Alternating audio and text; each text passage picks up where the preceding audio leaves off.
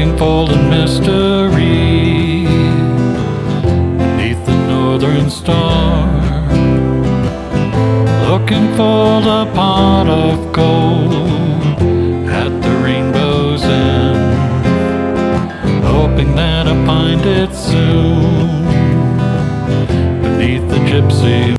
Hi, this is Jan Lewis. Welcome to be my guest today. We have Davina McNaney, and she is the ambassador for the Breast Cancer Research Foundation, say that quickly. And she is a fundraiser for this as well. And she is a survivor. And welcome, Davina. Thank you. You're so young. I mean, I know they say it has no age boundaries, but I meet more Right. gals in their 50s, 60s, and over who have faced this.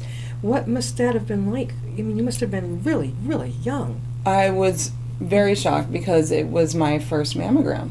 And I think that's the most important thing to take away. There's so many important things to take away, but that because it was my first mammogram and because so many people and organizations stress on making sure that when you turn 40, you get that mammogram. Mm-hmm. And I did. And that was one of the best things I could have done. Yeah. You know, it was a time in my life that I'm a runner, Yeah. and that's one of the greatest things about me. I turned 40, and I celebrated by running 40 miles on my 40th birthday. Torture. And no, Oh. for me, no, it was like the best birthday present ever. If I could go out and walk for maybe half an hour, I'm pretty happy. Yeah, I loved it, and I did it to raise money for the local food bank, and I ended up raising $4,000. Right. And so I was on a fantastic ride. I was so happy, feeling so strong. You know, a lot of people when they turn 40, they think, "Oh gosh, I'm getting over the hill. Oh, God, no. This is terrible." Have you seen the obituaries lately? 102, 90. That's where I'm headed. That's how some 40-year-old speaks privately, and I wasn't going to be one of those. No, so no. I wanted to celebrate, and you know, it was a great way for me to celebrate because I love running. Yeah.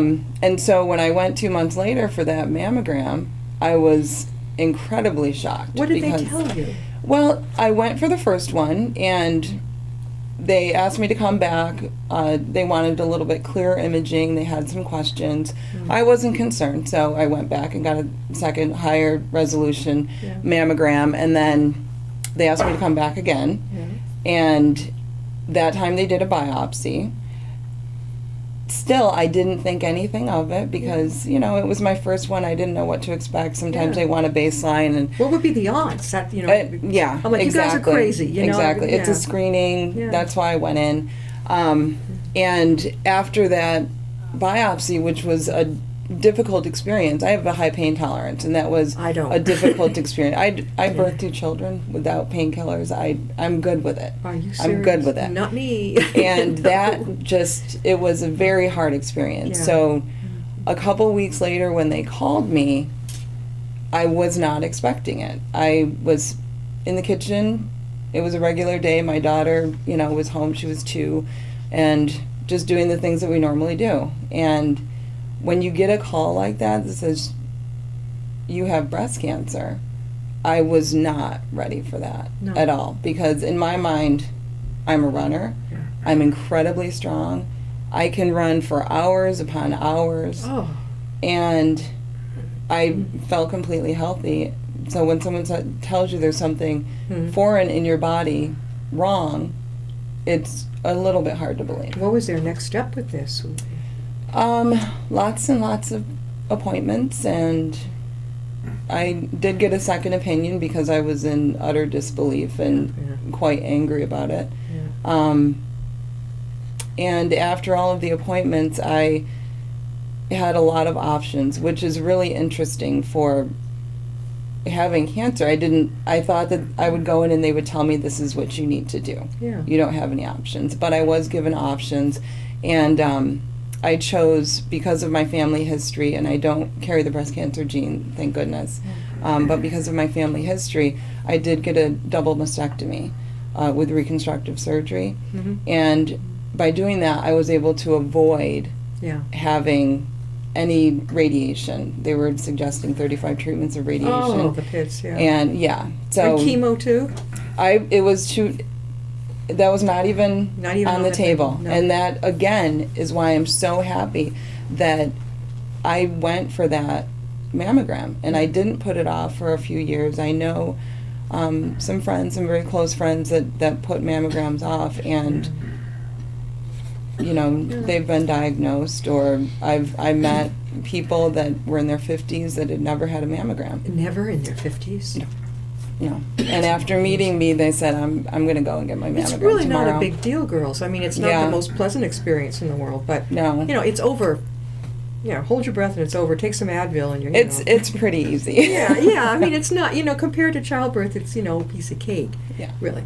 So, all right, so they gave you those options, and you didn't have to have a total mess. You didn't have to have both for the mastectomy. No, I you didn't. chose that. Yes, I You did. chose that.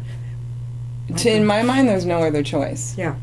Because why would I leave any breast tissue there, I know. knowing that cancer had developed?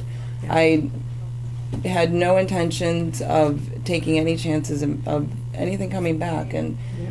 I mean, and to be honest, once a part of your body has betrayed you like that, you just want it gone. You and I think a lot alike. I have a Yeah. friend who had a breast removed, and she was really, really, really upset about it. And I Mhm. told her, it's not me, I can't relate 100% to you, but I said, if I can only imagine, I said, I would be telling the staff, I don't care what you do. Take it, play football with it, stuff it, put it on, mount it on the ceiling. I don't care, but get it out of me now. Get it away from me. Yeah, and, did they give you the odds of it spreading to the second breast? They didn't really give me the odds on that, and I don't think it would have mattered, No. even if they had. For me, it was the only choice that I was comfortable with, because I was 40, and I plan on living for, another 60 years. So At least, yeah, sure, yeah. I'm not leaving anytime soon. Yeah. How old is your little one now? Now she's 6, and I have a 9-year-old as well. Yeah. Both girls? Yes.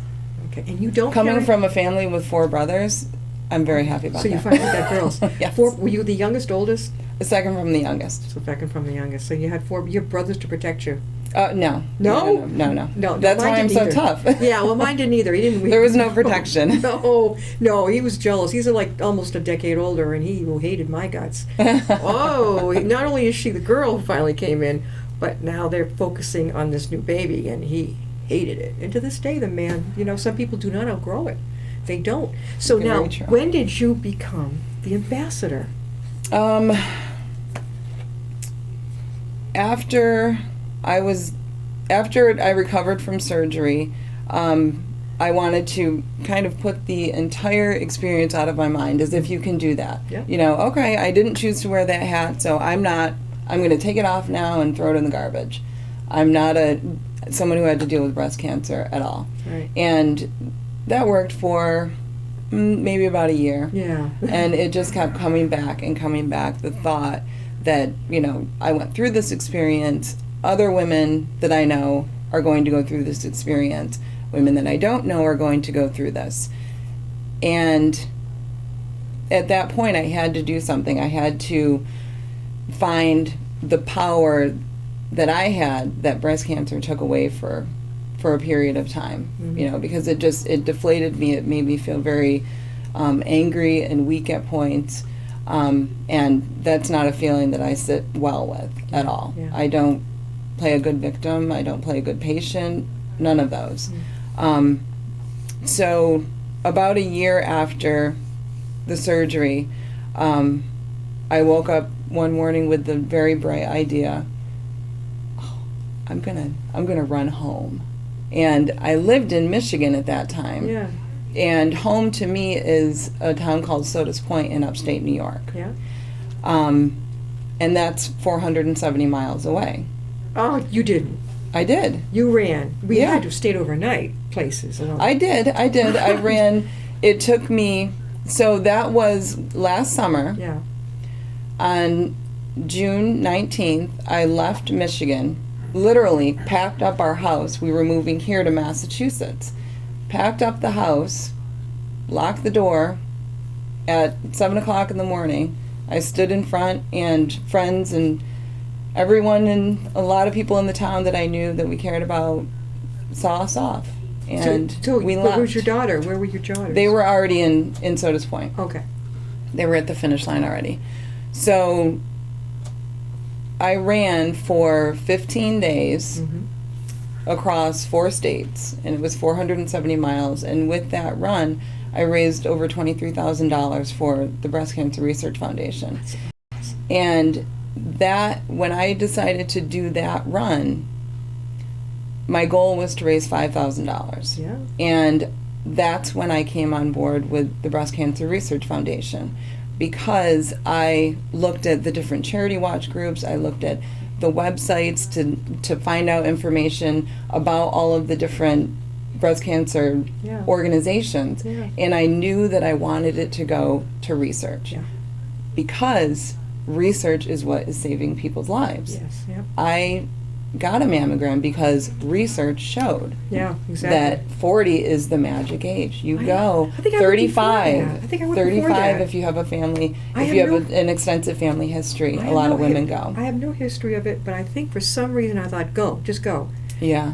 You know, and knock on wood, everything's been okay. But you sit in that waiting room with the other ladies, With your robe on and your pants on. and the robe you could get fit ready. 3 of you.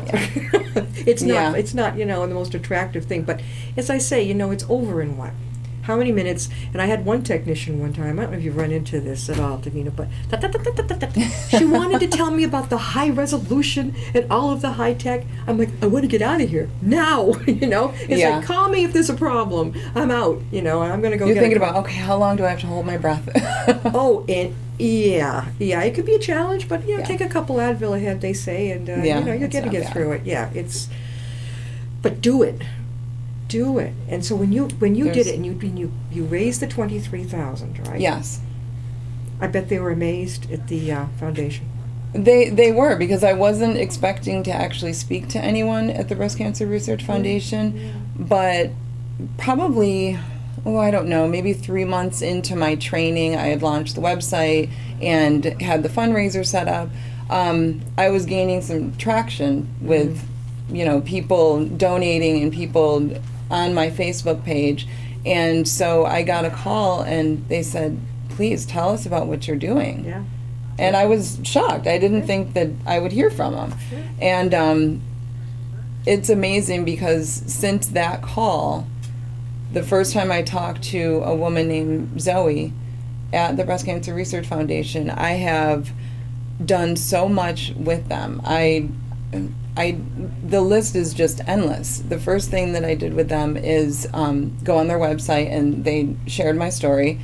I did an interview in Cosmopolitan magazine. Oh. I went to, I did a lot of interviews for them, and I went to their Boston Hot Pink party, and was interviewed on stage there to talk about my experience and encourage fundraising. I went to New York City and talked on stage at the Waldorf Astoria.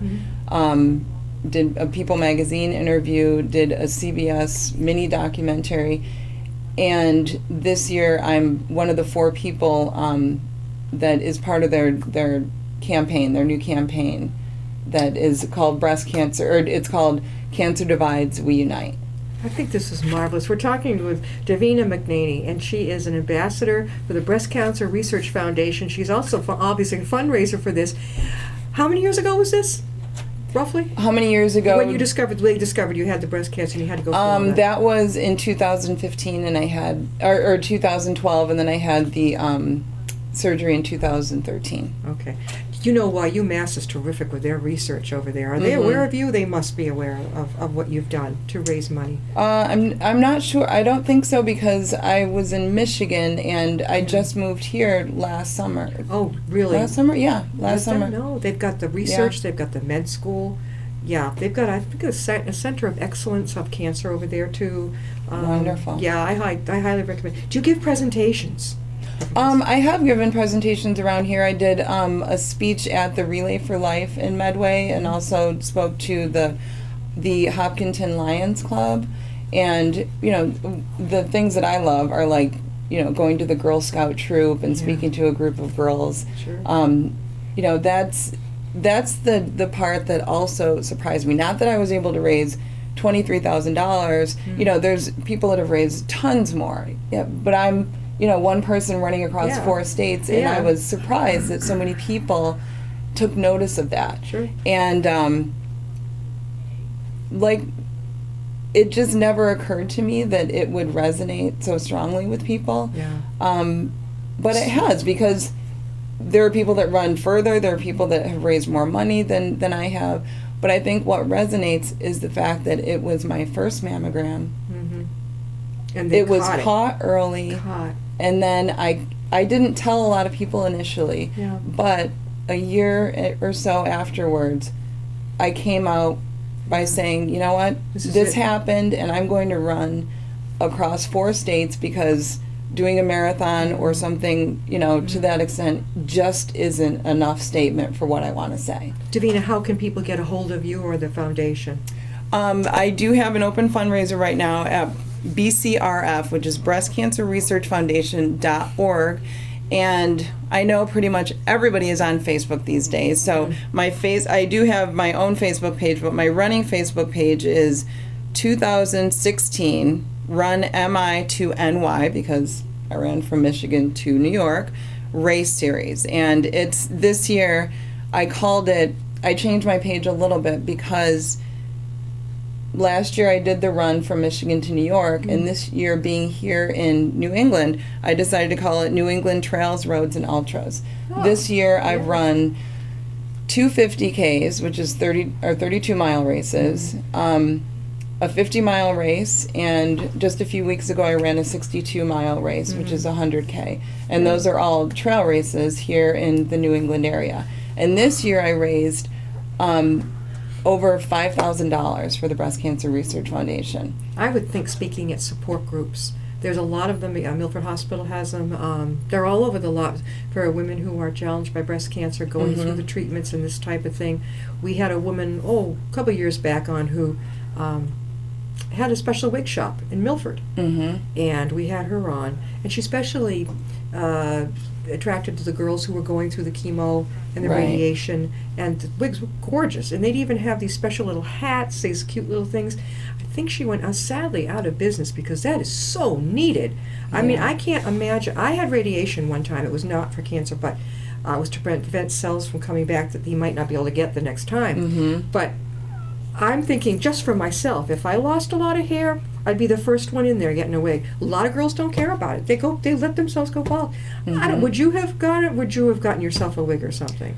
Yeah, it would be really hard to say, because I have a friend who's going through that now, and she cut her hair short. Yeah. And I think that she's going to go with scarves and hats. That's what she's because gonna the wigs, she felt like they might be uncomfortable. And I don't think you know until you're faced with that and you're in that moment, in that experience, to know exactly how you would handle it. That's what I was thinking when I went through it. I only lost a little bit around my ear, but I know it was going through my head at that point. If this gets any more, this is where it's going to stop. Right. And I think that's the thing about breast cancer.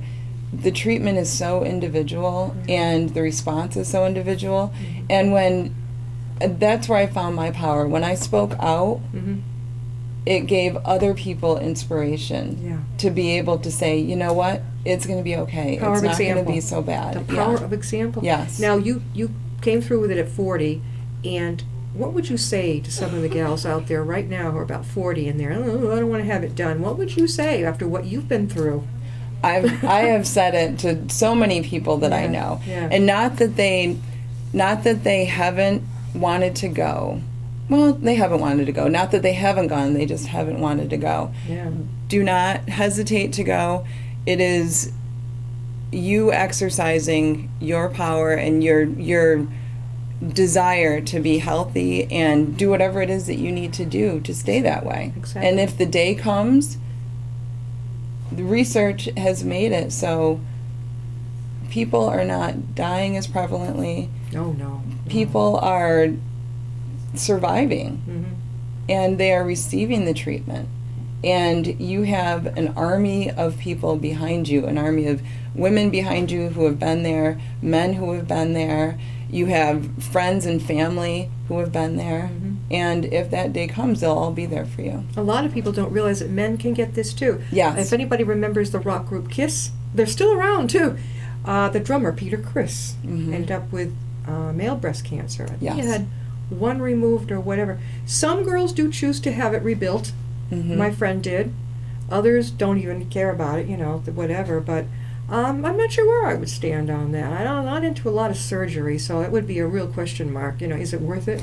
Yeah, and it depends. It depends a lot on your age and what you want the outcome to be. Yeah, definitely. So, and that's why I say it's so personal, and whatever decision you make, you're going to have people that are supporting you.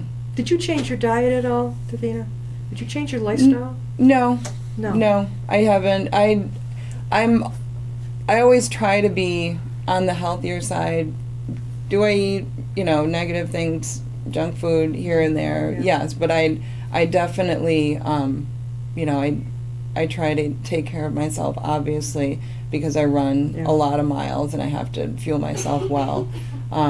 And I want to be around for a long time, so I'm very conscious of things. Did you have support with your family and friends? Could you look to your family? That's important, the support.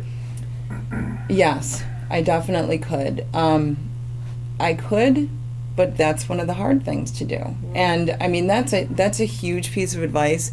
If you do go through this, allow people to help you. You can't do it yourself. You have to, and that's why I say it took away some of my power, because I could do things on my own. And I've always been a very independent person. You have to, especially if you have children, you have to let people help you. I don't know how you did it with two little girls. We had family that came in and stayed with us for a period of time, and my husband was able to take some leave and that was great. help out as well. Now, Yeah. was the surgery scary, or were you just glad to go in and get the job done? Happy to You get were it happy. done. Where did you Yes. go? I was at St. Joseph's Hospital in Michigan. Okay, so I wouldn't know. Yeah. Yeah, I No. wouldn't know that one. And I got a second opinion at University of Michigan. oh, you did? Yes, but I chose to stay at St. Joe's because I liked my doctor and it was a smaller hospital. Okay. And how was your recovery? My friend went through a lot of problems, complications. It was a tough recovery. It took about 3 months. It was exactly 3 months before I was able to run my first 5K back, which Sure. was an amazing day. It was Memorial Day, but they had to remove all of the breast tissue on both sides, and they have to remove the pectoral muscles to do that because they insert Yeah. the implant in between those muscles. Oh, so you had it done at the same time? It was all able to be done Oh, at the same God. time. And when you go in, you don't know Yeah. because they have to take lymph nodes, and if there's anything wrong with the lymph nodes, they won't be able to do the reconstruction at that time. Yeah. So you go in not knowing what the end result when you come out is going to be. It must take hours. Yeah, it was about 9 hours that I Oh, was my in God. there. That's a long Yeah. time. But And you it was a woke long up- time for my husband. Well, I yeah. was Yeah. it was like that for me. Well, yeah, and the thing is, you wake up and you're hoping you're going to feel okay. Were you okay? You made it through all right? Not sick? Nothing like that? Well, I was on morphine, so Oh, well, yeah. it was okay for a while, but then you have to come off of that. We are talking with Davina McNaney, and she is a fundraiser and the ambassador for the Breast Cancer Research Foundation. And I'm wondering if you're speaking at any other places locally now. We're going to get you out more. So more of the girls can see you, maybe more at the hospitals, this type of thing? No, I'm not sure. You'd be great at it. Whatever comes about, I rise to the occasion, and I love to. I always think, oh my gosh, people are going to get sick of hearing about this, No. Well, no, but no. they don't, and it's surprising because I think I speak to a certain group of people. Which is a huge group of people, because it's saying if you are confronted with this demon that comes into your life, no matter what it is, you need to turn it around and do whatever you can to stand up and really make something out of it. And I am a regular person. I am a stay-at-home mom. I can't really say that now. I do work part-time at Mass Bay Community College. But most of my time is spent taking care of my children, taking care of my home. I do my ultra running, and I have turned that, I call that my secret superpower. And that's it. Because I have turned that into an avenue for inspiring people and encouraging people when they're down and giving an avenue for an organization that I truly stand behind. You took lemon and made lemonade. Absolutely. You did. You took it. You took that and you just wrapped it right around. You said, "I'm going to take this sucker and I'm going to do something good for not just yourself, but for others too." And that's what motivates me, because I if I were just out there, running 62 miles just to do it and show that I can do it, it doesn't have the same. It doesn't sit with me quite as strongly. Yeah. I mean, I am out there for over 14 hours running on trails. Oh, no. The entire time, and I'm thinking, okay, at some point I'm thinking, this is really silly. Why would I ever sign up to do this? But then I think, I am showing people that if you believe in something, you have a mission, then go out there and do it. And nothing ever stops me, unless I am on crutches in a ditch, can't crawl anymore. That's the only thing that will stop me. Davina, one more time, how can people get a hold of you? Either my Facebook page, which is 2016 Run Michigan to New York Race Series, and that's for New England Trails, and through the Breast Cancer Research Foundation website, bcrf.org, I do have an open fundraiser under my name.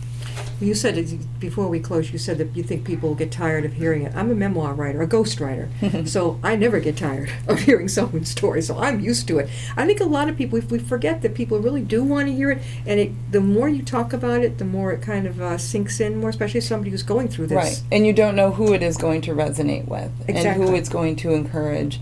And I do love that. It touches people in different ways, and I never set out to do that. But Write I'm about your glad. experience. Share your experience. If you ever want to do it someday, share your experience in a book, because it would be a powerful example. Well, we have a memoir writer right here. You hear that? Well, but still, I mean, some people do. Most people have it up here, but they can't write it. But there are some people who are good at writing in others' house. So you never know. Thank you, Davina, so much for being on. She's in her pink. She looks gorgeous. I have to wear pink. Oh, good. We'll see you next time. I'll be my guest. Thank you. Riding on a shooting star,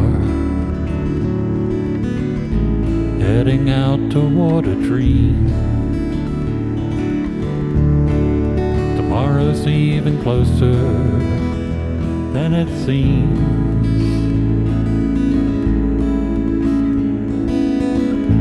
Moving through the cloudless sky, heading out toward the moon.